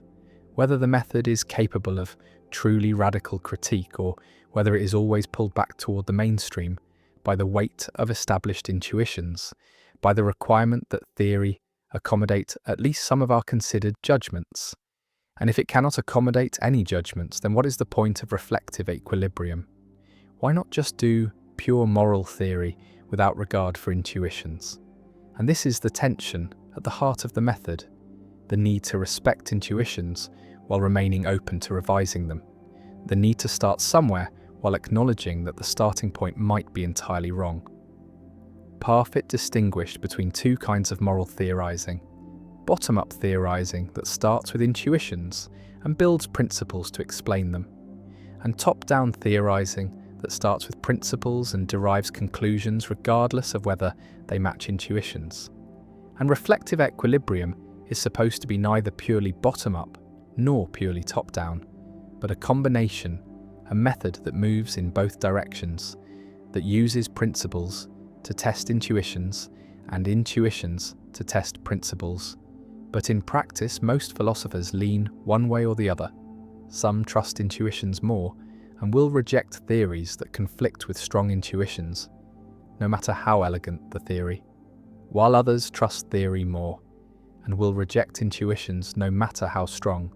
if the theory implies they're wrong. And this split reflects deeper disagreements about the nature of moral knowledge, about whether ethics is more like perception, where we observe facts, or more like mathematics, where we reason from axioms. And reflective equilibrium tries to split the difference, but might satisfy neither side, might be too rationalist for the intuitionists and too intuitionist for the rationalists, might be a compromise that inherits the weaknesses of both approaches without fully gaining the strengths of either. The theory-ladenness of observation is a problem in science, and an even bigger problem in ethics, because intuitions are not neutral observations, but are shaped by the theories we already hold, by the concepts we use, by the categories we think in, and this means that intuitions cannot serve as independent checks on theory, because they are already contaminated by theory, are already expressions of theoretical commitments rather than raw data. And when we achieve reflective equilibrium between intuitions and theory, we might just be finding coherence between a theory and the intuitions that theory itself generated. We are making the theory consistent with its own implications rather than with independent reality. And this is not a test, not a confirmation, not evidence of truth. It is just circular reasoning dressed up as a method. And the only way to break the circle would be to have theory-neutral intuitions, intuitions that are not shaped by any theoretical commitments. But such intuitions might not exist, might be impossible, because all judgment requires concepts, and all concepts embody theoretical assumptions, and this means we are trapped inside our conceptual schemes, unable to step outside them to check whether they correspond to reality, unable to do anything but reorganize them into more or less coherent patterns. Neurath's boat is the metaphor often used here, the idea that we are like sailors who must rebuild their ship while at sea, who cannot return to dry dock, who must stand on some planks while replacing others, who can never inspect the whole. Structure at once, but must trust that the parts they are not currently working on are sound enough to support them, and reflective equilibrium is like this, is a process of revising beliefs, while standing on other beliefs, of using some judgments to evaluate others without ever having a belief-free standpoint, without ever achieving the kind of foundation that traditional epistemology sought. And this seems precarious, seems to offer no guarantee of truth, seems to allow for the possibility that the entire system could be coherent but false, that we could achieve perfect equilibrium while being radically wrong about everything. And defenders of the method acknowledge this possibility, but argue it is unavoidable, argue that there is no alternative, that all reasoning is like this, that the demand for foundations is a mistake, that coherence is not a second-best substitute for foundation, but the only kind of justification there is. And we must either accept this or give up on justification entirely, give up on the possibility of distinguishing better from worse beliefs. And this is not acceptable. So we must accept reflective equilibrium, despite its limitations, despite its circularity, despite its inability to guarantee truth. The method has been applied beyond ethics, has been used in epistemology and metaphysics, and even in empirical sciences, wherever there is a need to balance theory and data, wherever neither can be trusted absolutely, wherever truth seems to emerge from coherence rather than correspondence. And this generalization suggests the method captures something deep about human reasoning, something about how finite creatures with limited access to reality must navigate uncertainty, must construct understanding from partial and fallible materials, must accept that justification is always provisional, always subject to revision, always dependent on a network of beliefs that might themselves need revision. And this is not skepticism, not the claim that we cannot know anything, but fallibilism, the claim that we can know things but cannot know them with certainty, cannot eliminate the possibility of error, cannot achieve the kind of absolute justification that philosophers once sought but must settle for something weaker, something more human, something that acknowledges our limitations, while still insisting that some beliefs are better justified than others, that some theories fit the evidence better than others, that coherence matters even if it does not guarantee truth. The psychological research on moral intuitions complicates the picture further, because it shows that intuitions are fast, automatic, emotionally laden judgments that often precede reasoning rather than result from it, that people typically judge first and justify later, that the reasoning we offer for moral judgments is often post hoc rationalization rather than the actual cause of the judgment. And if this is true, then reflective equilibrium is not a description of how moral thinking actually works, but a normative ideal, a recommendation for how it should work. And the question is whether this ideal is achievable, whether people can actually suspend their automatic judgments long enough to engage in the kind of reflective process Rawls describes, whether we can override our intuitions when theory demands it, or whether we are psychologically incapable of this, whether our reasoning is always in service of our intuitions rather than capable of genuinely evaluating them. And if we are psychologically incapable of genuine reflective equilibrium, then the method is not just difficult, but impossible, is an ideal that cannot be realized, and all actual moral theorizing is just rationalization of intuitions that we are stuck with, that we cannot revise no matter how much we reflect. And this would be a devastating conclusion, would suggest that moral philosophy is futile, that it cannot correct our biases because those biases are built into the very process of moral thought. But the research is contested, the interpretation is disputed, and many philosophers remain hopeful that reflection can genuinely revise intuition, that humans are capable of the kind of self-correction that reflective equilibrium requires, even if it is difficult, even if it goes against psychological grain, even if most people, most of the time, fail to achieve it. Meaning was not invented, but was given, was not constructed but was inherited, was not the product of individual reflection but was the air that was breathed, the framework that was absorbed, the structure that made sense of suffering, of labour, of death, of everything that otherwise would be unbearable. And this given meaning came from stories, from gods, from hierarchies that extended beyond the human into the cosmic, into realms where purposes were assigned, where roles were fixed, where every life, no matter how small, had significance, because it was part of a larger pattern, a divine plan,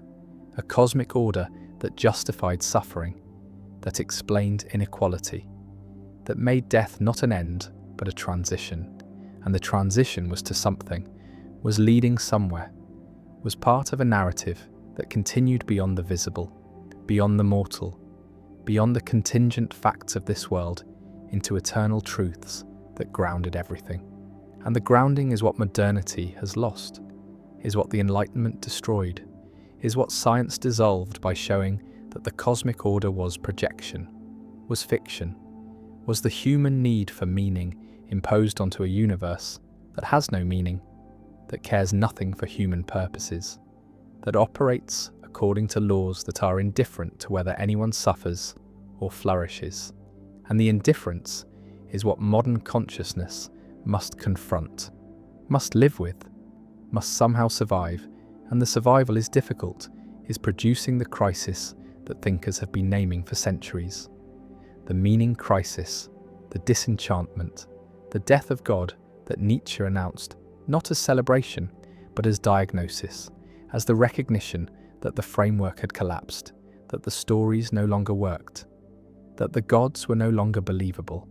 And the unbelievability was not failure of faith, but was the inevitable result of knowledge, of the scientific worldview that explained through mechanism what had been explained through purpose, that showed causes where there had been reasons, that revealed the universe to be vast and old and empty of anything like human meaning. And the emptiness is what modern consciousness inherits, is the vacuum that religion once filled, is the absence that creates the crisis, because humans need meaning, are built to seek it, are suffering without it, are experiencing the pointlessness as pathology, as depression, as the epidemic of despair that characterizes wealthy secular societies, where material needs are met but existential needs are not, where comfort is abundant but purpose is absent, where life is long but feels empty, and the emptiness is not new, but the awareness of it is new, is the result of losing the stories that made the emptiness tolerable,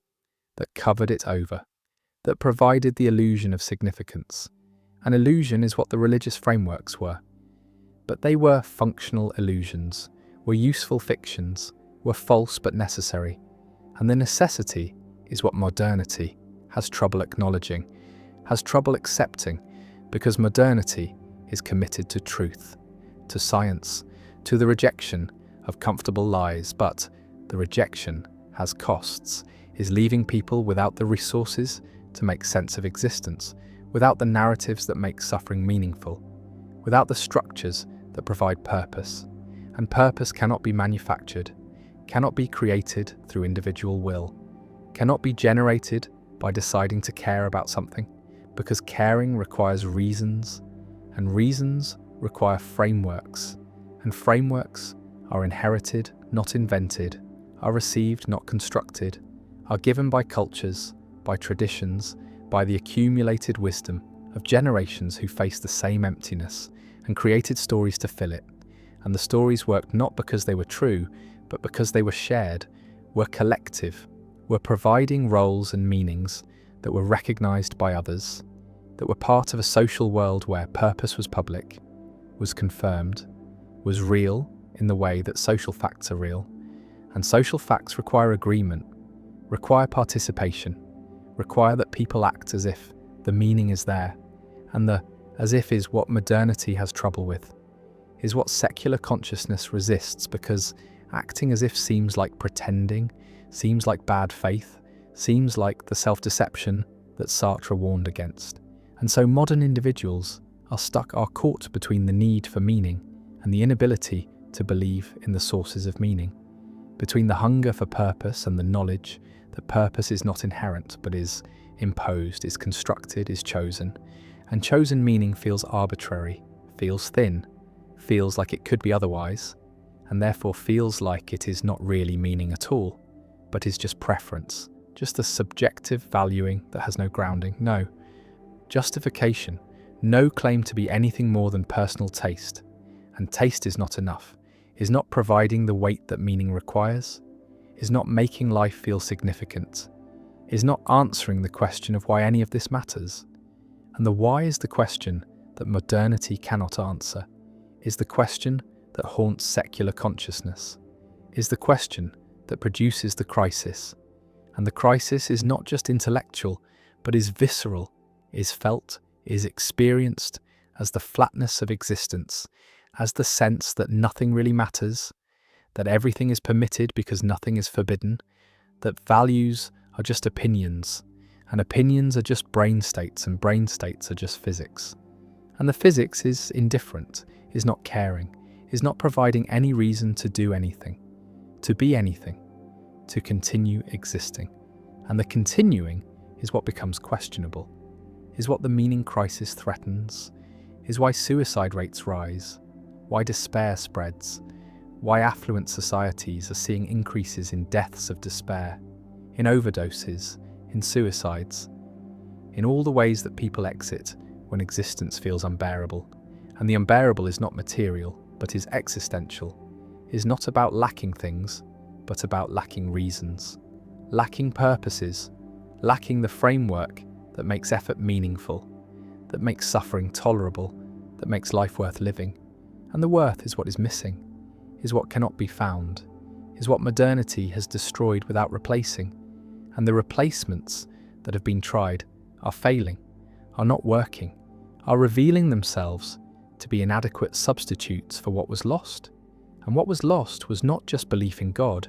but was the entire worldview that made God plausible, that made divine purpose conceivable, that made cosmic meaning possible. And the possible is what has been eliminated, is what science has shown to be projection, to be anthropomorphism, to be the mistaken attribution of human qualities to the universe. And the mistake is understandable, is natural, is the way that consciousness makes sense of the world. But it is still mistake, is still error, is still something that cannot be sustained once knowledge advances, once the mechanisms are understood, once the causes are revealed and the revealing is irreversible, is not allowing return to innocence, is not permitting the restoration of belief, is creating the permanent condition of disenchantment, of knowing that the meanings are not discovered but are created, are not inherent but are imposed, and the imposed cannot carry the weight that the discovered could carry, cannot provide the grounding that the inherent provided, cannot make life feel significant in the way that cosmic purpose made it feel significant. And so modernity is searching, is trying to find secular substitutes, is trying to create meanings that do not depend on the supernatural, on the transcendent, on the stories that are no longer believable. And the substitutes that are tried are varied, are including humanism, the belief that human values are sufficient,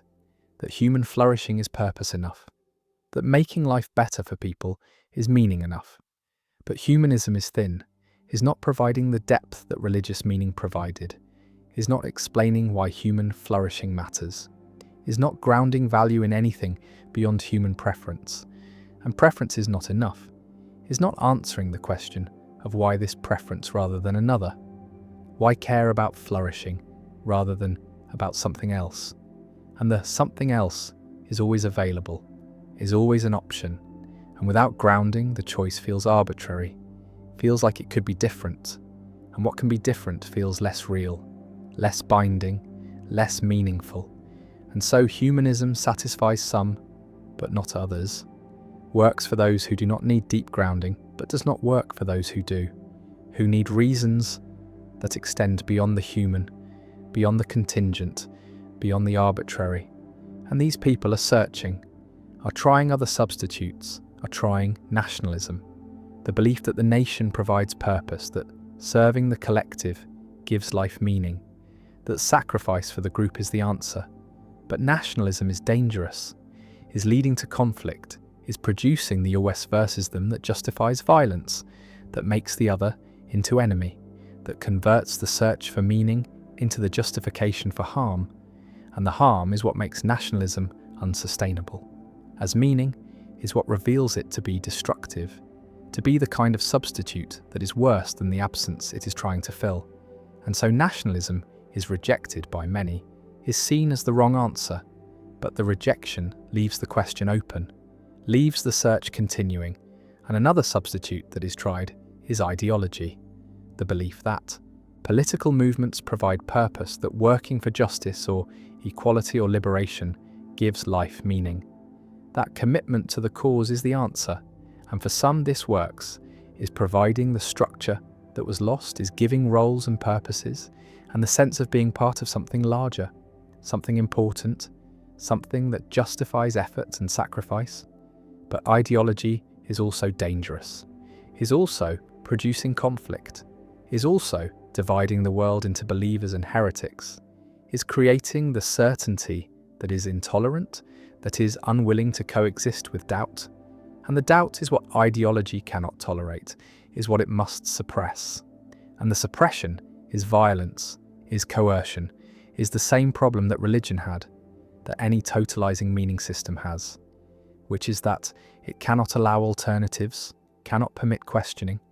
cannot coexist with the plurality that modernity also values, and so ideology is failing as substitute, is producing as much harm as good, is not solving the meaning crisis, but is creating new problems, new conflicts, new reasons for despair, and the despair is what remains, is what continues, is what characterizes modern consciousness, when all the substitutes are tried and found wanting, when the search for meaning exhausts itself, when the recognition arrives that maybe meaning cannot be found, cannot be manufactured, cannot be created through individual or collective will, because meaning was never something that humans made, but was something they received, was given by frameworks that emerged over centuries, that were refined through generations, that worked because they were inherited, not because they were chosen, and choosing meaning is the modern problem, is the thing that modernity demands, but that consciousness cannot do, because choice requires reasons, and reasons require grounding, and grounding is what is missing, is what was lost with the death of God, with the collapse of cosmic purpose, with the recognition that the universe is indifferent, and the indifference is the truth, is what science reveals, is what honesty requires accepting, and the acceptance is what some philosophers advocate, is what Camus called absurdism, is the response that acknowledges the meaninglessness while refusing to be destroyed by it, that confronts the absurd without fleeing into suicide or into false hope, that lives with full awareness of the void while continuing to live, while continuing to act, while continuing to find moments of joy and connection and beauty, even though none of it means anything in the cosmic sense. None of it matters beyond the moment. None of it will be remembered once consciousness ends, and the ending is inevitable, is coming for everyone, is the final proof that nothing matters, that all effort is futile, that existence is temporary, and meaning is impossible. And yet the absurd response is to continue anyway,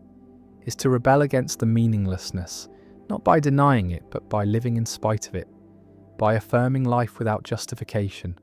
by finding satisfaction in the act of living itself, rather than in any purpose that living serves. And the serving is what is abandoned, is what the absurd lets go of, is what is recognized as impossible. And the impossible is what modernity must accept, must live with, must somehow survive. And the survival is not guaranteed, is not easy, is requiring a transformation of consciousness, a new way of being human that does not need cosmic meaning, that does not require divine purpose, that can tolerate the void without filling it, that can live with the knowledge that existence is contingent, that meaning is constructed, that everything could be otherwise. And the otherwise is what makes nothing necessary, nothing absolute, nothing secure, and the insecurity is the permanent condition, is what modernity offers, is what the horizon of meaning looks like when the horizon keeps receding, when the destination is revealed to be illusion, when the search is recognized as endless because there is nothing to find, no meaning to discover, no purpose to uncover, only the void, only the emptiness, only the silence of the universe that does not answer, that does not care, that does not provide what humans need. And the need is real, is not going away, is producing the crisis that may not have solution, that may be the permanent condition of secular consciousness, of enlightened awareness, of the knowledge that liberates from illusion, but enslaves to despair. And the despair is what remains, is what continues, is what characterizes the horizon of meaning in modernity. The flat landscape where purposes used to stand, where gods used to reign, where cosmic order used to justify suffering. And now there is nothing, or there is only what can be constructed, what can be chosen, what can be performed. And the performance feels hollow, feels fake, feels like going through motions, without conviction. And conviction is what is missing, is what cannot be manufactured, is what made religious meaning work. And without it, the secular substitutes fail. The humanisms and nationalisms and ideologies all fail because they lack the weight, lack the depth, lack the grounding that conviction requires. And the requires is what consciousness needs, is what makes meaning meaning rather than just preference. And preference is not enough, has never been enough, will never be enough, because humans are built for meaning, are requiring it, are suffering without it. And the suffering is the crisis, is the modern condition, is the permanent state of existence at the horizon of meaning, where the horizon is empty, is revealing nothing, is offering nothing except the recognition that meaning was always illusion, was always projection, was always the human need imposed onto a universe that provides nothing, that offers nothing, that is indifferent to whether anyone finds meaning or drowns in meaninglessness. And the drowning is happening, is visible, is the epidemic of despair, is the meaning crisis that modernity cannot solve, because the solution would require believing what cannot be believed, accepting what knowledge has revealed to be false, returning to illusions that have been seen through. And the seeing through is irreversible, is permanent, is leaving consciousness stranded at the horizon of meaning, where the horizon extends forever and reveals nothing, where the search continues because it must, but where nothing is found because nothing is there, because meaning is not discovered but was always created, was always the story that consciousness told itself, and the story has ended, has been revealed as story. And what remains is the silence, the emptiness, the void that religions were covering, that purposes were filling, that cosmic orders were organizing, and the organizing is gone, is lost, is leaving consciousness alone with existence,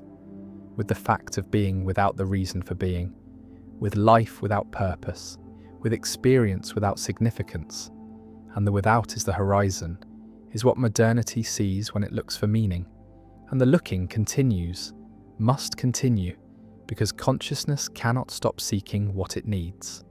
But the seeking finds nothing, reveals nothing, discovers nothing except the fact that there is nothing to discover, that the horizon is empty, that meaning is absent, that purpose is impossible, and the impossible is what must be lived with, must be endured, must be survived.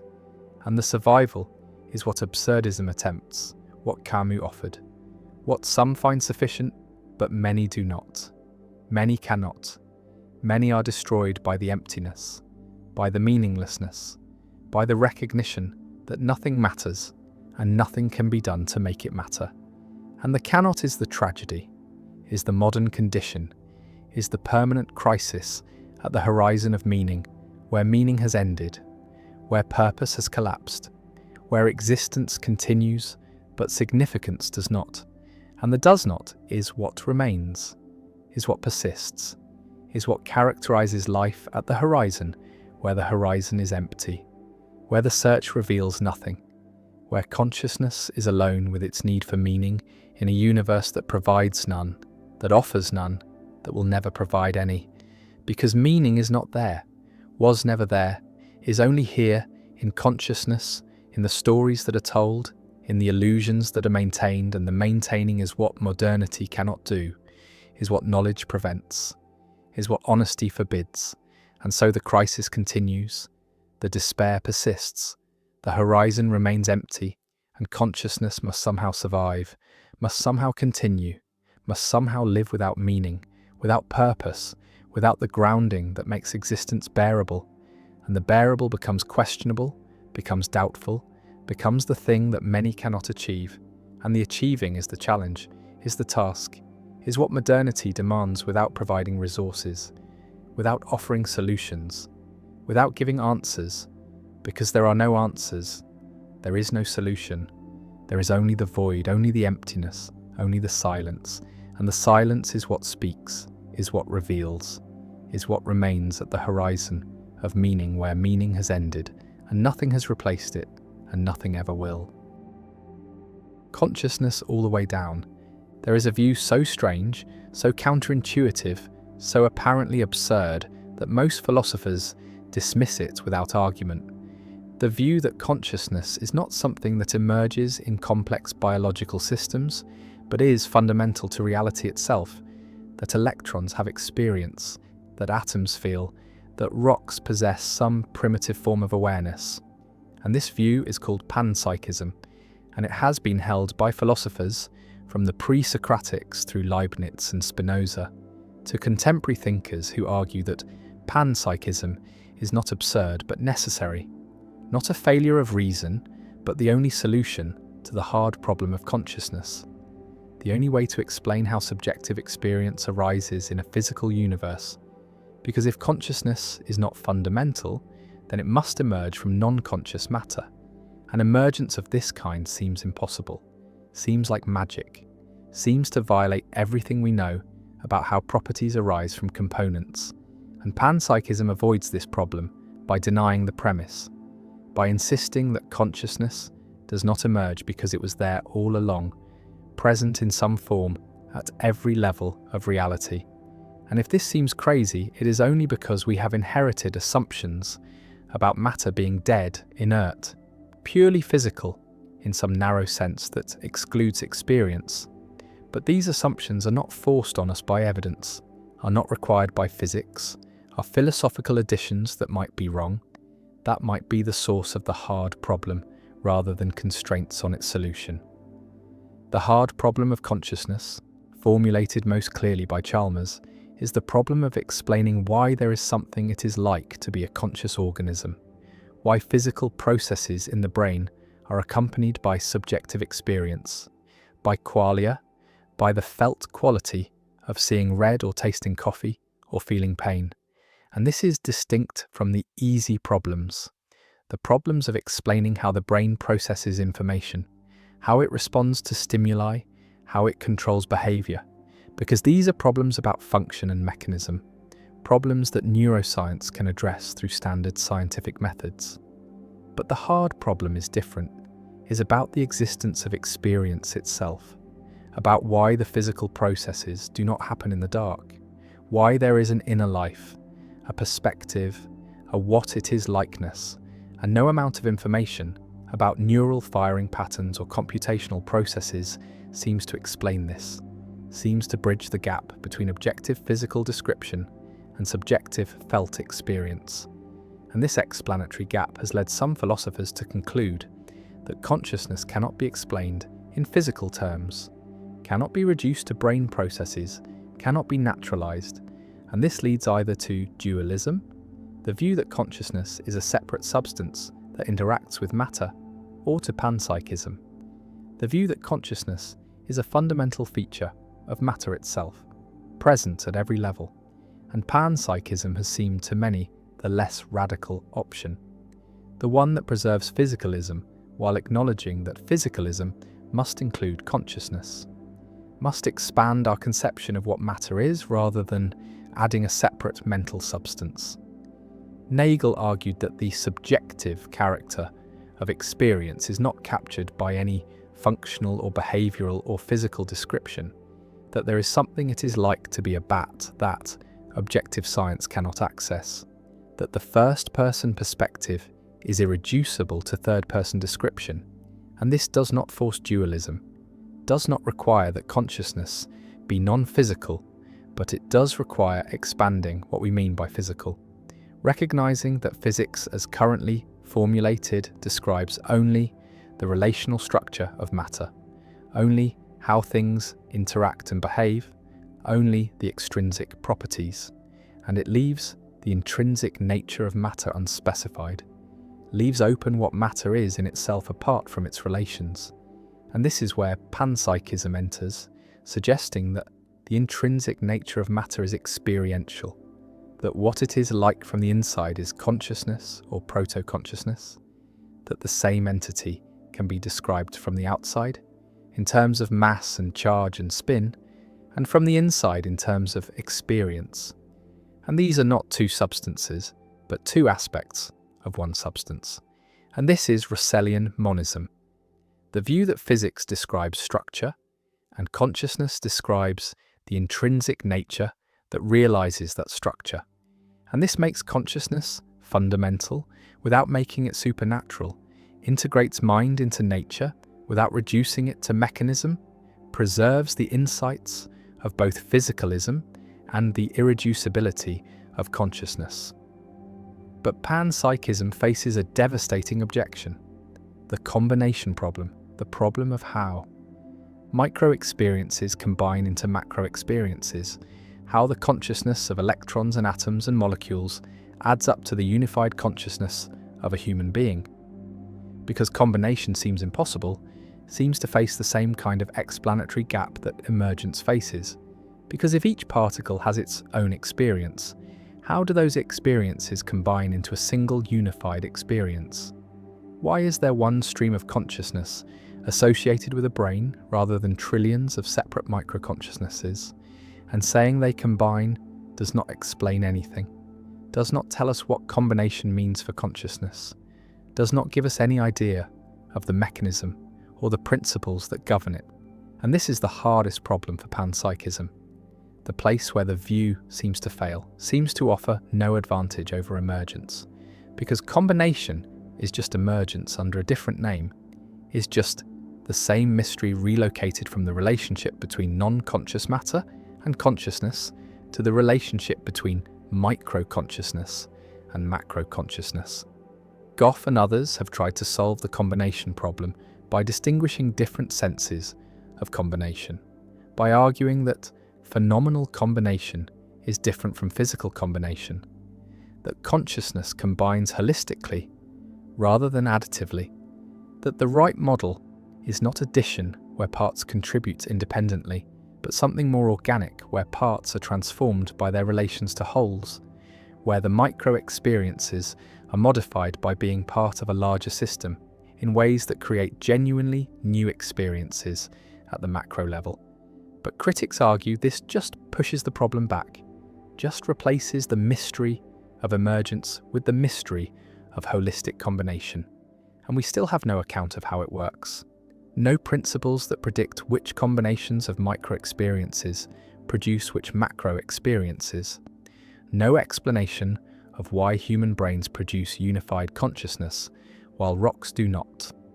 And without such an account, panpsychism is just a label for the mystery rather than a solution to it. Coleman proposes that combination happens through overlapping wave functions in quantum mechanics, that when particles become entangled, their wave functions overlap, and their experiences blend into a unified experience. And this would give a physical mechanism for phenomenal combination, would explain how micro-experiences unite into macro-experiences through a well-understood physical process. But this proposal faces problems about whether entanglement really produces the right kind of unity, problems about whether quantum mechanics applies at the level of neurons and brains, or only at the micro level, problems about whether experiences can really blend the way wave functions superpose, And most philosophers remain unconvinced, remain skeptical that quantum mechanics solves the combination problem rather than just relocating it to a different domain. The boundary problem is related, the problem of where one conscious subject ends and another begins. Because if consciousness is present at every level, then why is there not one unified cosmic consciousness? Why are there separate subjects at all? Why does my consciousness end at the boundary of my body rather than extending to include everything? And panpsychism seems to have no principled answer, seems to allow for arbitrary boundaries, seems to make the existence of separate subjects as mysterious as the existence of consciousness itself. And this is another way the view fails to explain what it set out to explain. Another place where it encounters problems as hard as the ones it was meant to solve. Leibniz had a version of panpsychism. His monads were simple substances that had perception and appetition, that experienced the world from their own perspective, and he argued that complex beings were aggregates of monads, that each monad mirrored the entire universe from its own point of view,